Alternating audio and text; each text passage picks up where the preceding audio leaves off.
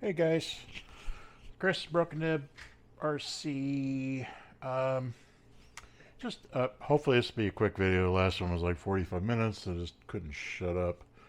Um, anyway, uh, subject of old RCs came up on Facebook somewhere, and we're kind of talking to my buddies, and he picked up a Yokomo at a garage sale or something, and I thought, oh, that's kind of cool. And, I thought, oh, I should do a little show and tell about my old RC10 back in the late 80s in Southern California. I lived I lived in Glendale and Burbank. Um, there was a couple really cool hobby shops out there. I ended up, by the late 80s, I was kind of hanging out at a place called Montrose Hobby. And that was a lot of fun. And we did well, I guess you call it a racing series, but basically a bunch of guys would meet once a week at a park and ride up in La Crescenta off 210, and we would race these RC10s, and these were the gold pans. Uh, Basically, not off road, but they were kind of on road conversions, and they were pretty funky. They were a lot of fun, and I used to paint bodies back then. So this is one of my guys. I used to do like a little custom painting and that kind of thing. This is hand brushed from the inside and then backed with white. And Parma used to make these really cool. Made a 32 Ford, which is what this is, uh, which was awesome. I ran it with the fenders. I'll see if I post up some pictures, but they're not, the quality on the pictures is not that great, but we'll see. Ran this and a 49 Mercury body, which was awesome because you could slam it all the way to the ground. These wheels are not the wheels I ran. Back then I had, the big thing was you get a set of wheels, and obviously you'd glue your own wheels with the foams, and then I had a tire truer, and then you'd sit there and true your own tires for the track conditions and what have you, and um, had a lot of fun doing that. I've sold all that stuff since a long time ago. It's when I used to turn my own rotors and do all that kind of good stuff. When you ran, this is NICAD days. So yeah, he tried to get decent match cells, and I ran late '80s. I think I ran some of the first ESCs. They were the old Novak ESCs, and I'm trying to remember. I think it was a Roosters. I think came later, the Novak Rooster, but I think that was like a M5. I'm going off of memory, of course, so half of this is all probably wrong, but uh, yeah, it was pretty cool. I ended up take this off. Uh, this is RC10, your basic RC10. It's got a lot of holes drilled in it. When we raced in Southern California in these park and ride, basically park and ride is just a parking lot, and it had these planters that came out with a regular, like a street curb, and we would come around the corner, and we had basically had road racing. It was basically road racing. Um, anyway, this is kind of an open wheel situation, obviously, and you'd come around and you'd clip this rear end, and it would just rip half of the car apart at full tilt. So you had to learn to drive after a while. Um, yeah. So what I ended up doing is making a bar that came out like a Nerf bar, and was just get some bar at Home Depot and drill and tap the one end, and uh, attach it to the vehicle. Um, and it would basically it would ricochet off the curb and save the whole rear end from getting ripped off. Um, that kind of thing.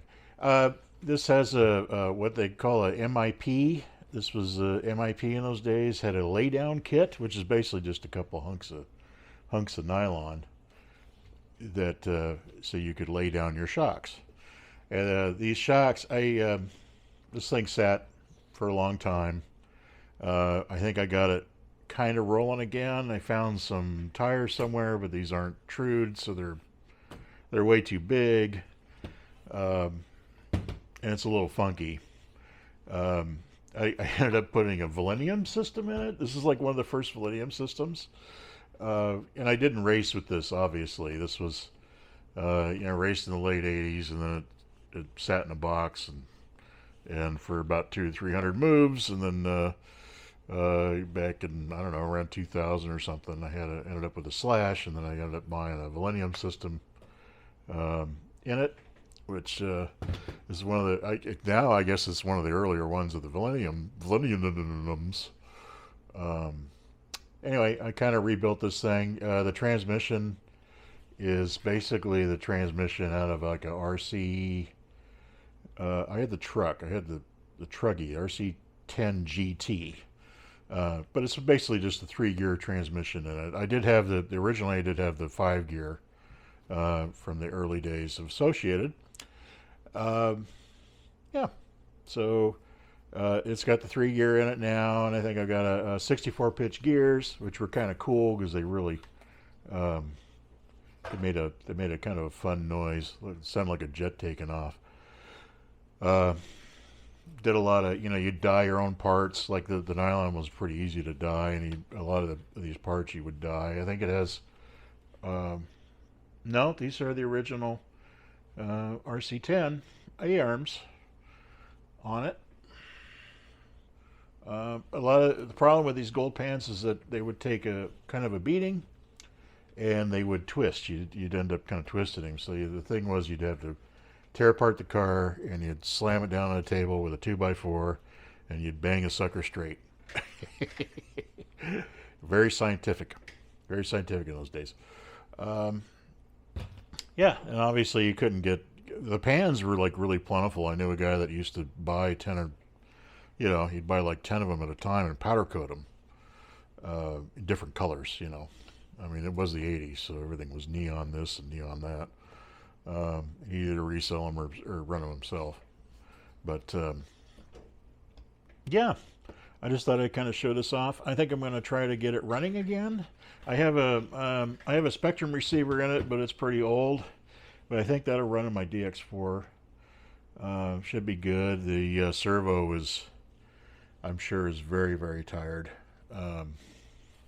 But considering that I don't have a lot of funds to do with this stuff, I'm sure I've got something that'll work.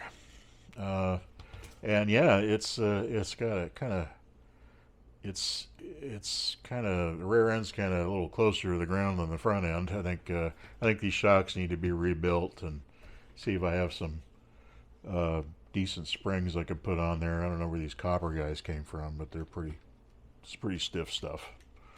But kind of like that. And I'm going to put this on the list to rebuilds and play with it, and probably post some updates as I go along, and of course some running footage too. But yeah, I just thought I would share. I don't think this is, if you have a new in box, they're pretty, obviously these are pretty pricey. But I kind of miss those days of RC because it was kind of cool. Because like Associated, well, back then was Associated. It was out of the City of Industry or Irwindale. I think a City of Industry. Anyway, but you'd get the instruction manual. I tried to look up the instruction manual. I have it here somewhere. But the instruction manual was basically photos taken by the owner on his desk for different parts. And the chassis was a big deal. It was an aircraft aluminum chassis. And a rather thin one too. Come to think of it, it's thin stuff. But that was the shit back then. So that was the shizzle. But yeah, I just thought I'd do a quick share. This thing's gonna be fun to play around with. I don't know about these tires; they're probably not gonna last too long, but you know, if I can get it to where it's not. I think the last time I got it going, it was spinning out a lot because it's obviously the the weight is totally off. But I think those Millenniums will take 3 cell, no sweat, and that's about all you want to pump through this thing anyway. So yeah, just a quickie. Hope you guys are having a good one, and you know, let me know in the comments if you got something, some old turd you. It's kind of worth bringing out of the woodwork and getting running again. And anyway, you guys have a good one, and we'll talk to you later.